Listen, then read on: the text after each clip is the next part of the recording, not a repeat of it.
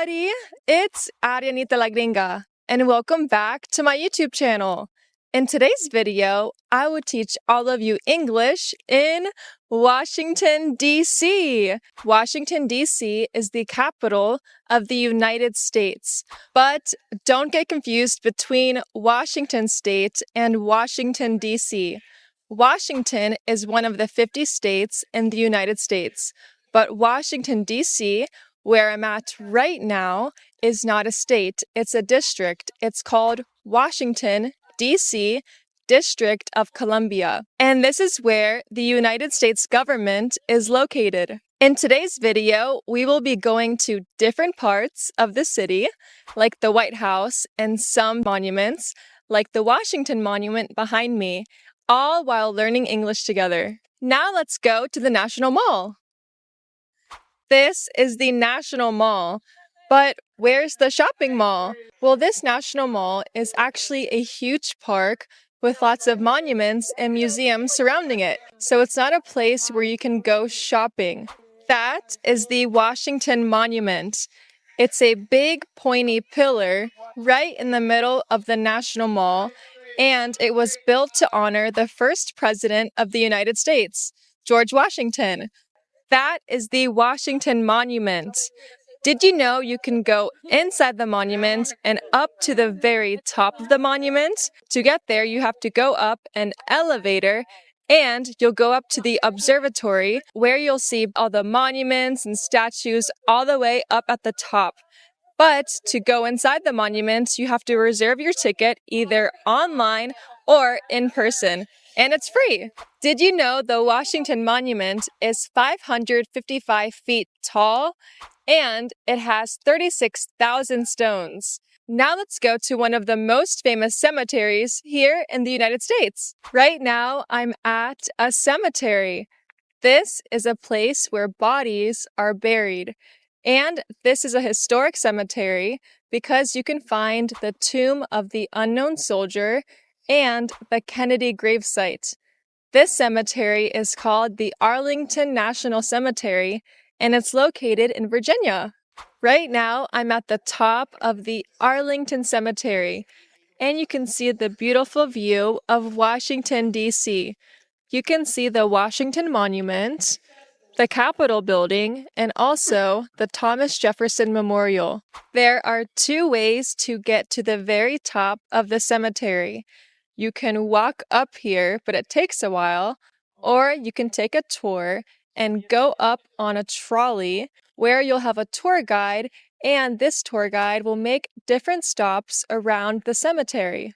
One of the most famous landmarks is the Tomb of the Unknown Soldier, where you can find the tombs of unknown soldiers, and also you can watch the changing of the guard. This is a tombstone. Tombstone. It's a stone on or over a grave. It has a person's name on it, for example, Edward, when they were born, when they died, and also sometimes it might have a short message on it. Now let's go to the White House. But how do we get there? Well, here in Washington, D.C., there's tons of ways to get around the city. You can hop on a bus, go on the metro, which is the subway here, or even ride a bike. If you want to ride the bus, you'll probably find one at a bus stop where they pick people up. Also, to ride a bus, you have to pay a fare of $2.25, and if you want to ride the subway, the fare is also $2.25. Of course, you can always get a taxi, or you can just walk around like these people are doing behind me. If you want to improve your vocabulary about transportation or any other type of topic, then I want to introduce you to today's sponsor, Promova.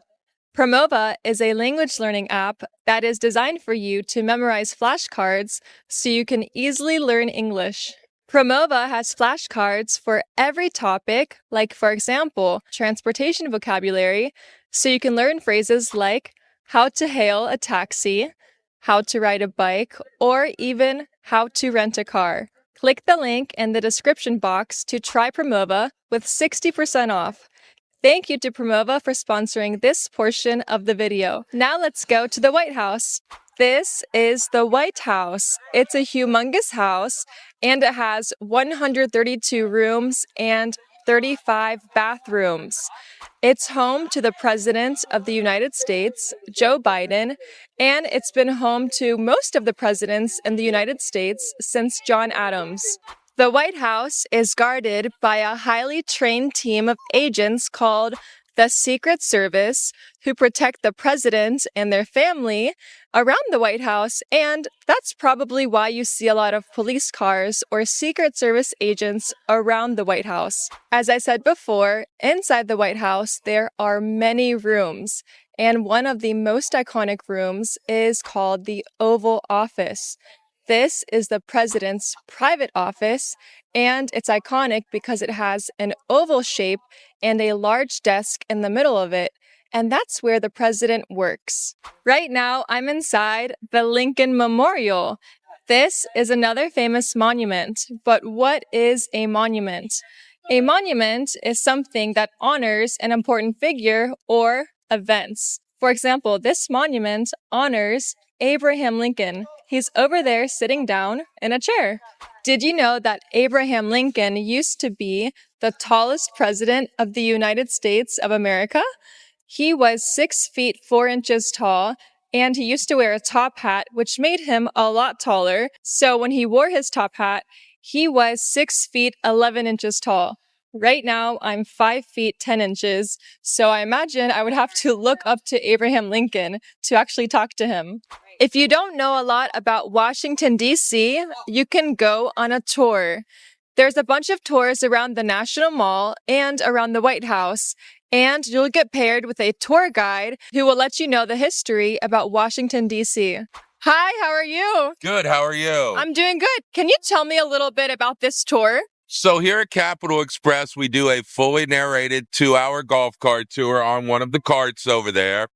You're going to drive all around the mall. You're going to have stops at the monuments, the memorials. We're going to drive up the center of the mall, explain it the whole time, stay with you in the cart the whole time so you're not waiting on us. Awesome. And then what is the most interesting thing to see in this city?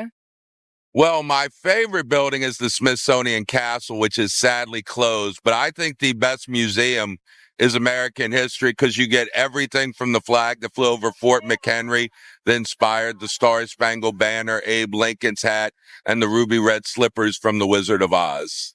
Okay, great. And then how much is this tour? So for our day tour, it's $69 for adults, $49 for kids, 12 and under.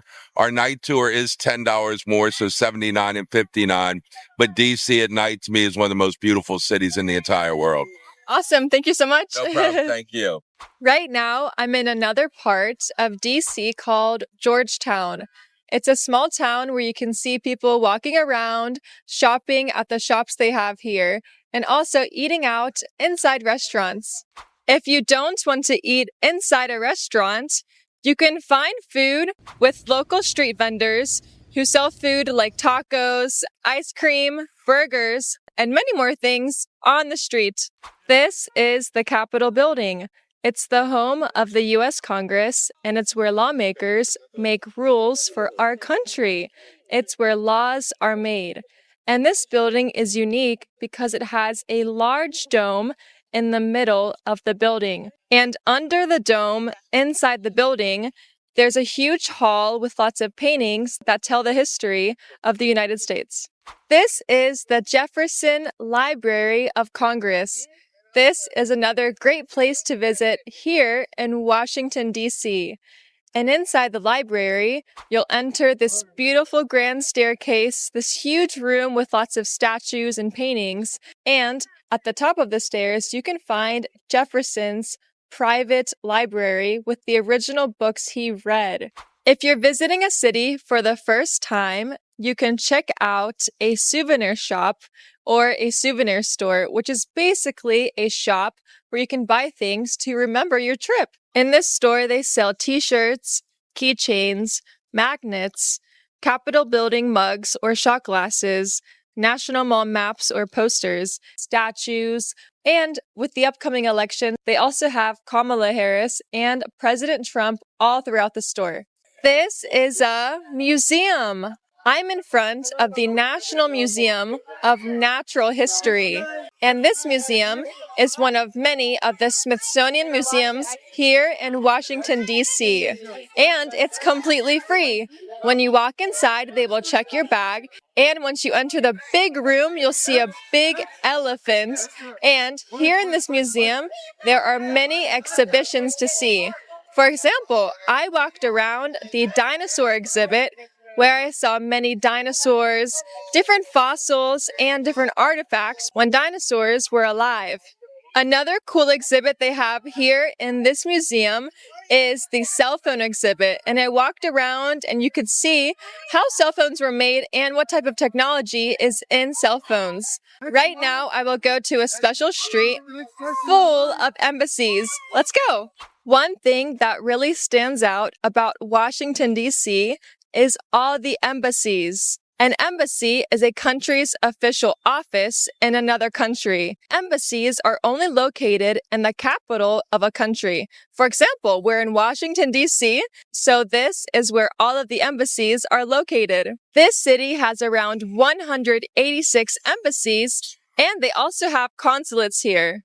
When you go inside an embassy, if you're a citizen of that country, you can renew your passport or apply for one. Or if you're not from that country, you can apply for a visa, like a tourist visa. For example, if you're from Spain and you live in the United States, you can apply for a passport or renew your passport here at the embassy, the Spanish embassy in Washington, D.C. I'm in front of the Mexican embassy, and I'm from America, and I want to know if I need a visa to visit Mexico, or if I stay in Mexico, how many days can I stay there without overstaying a visa? Let's go find out.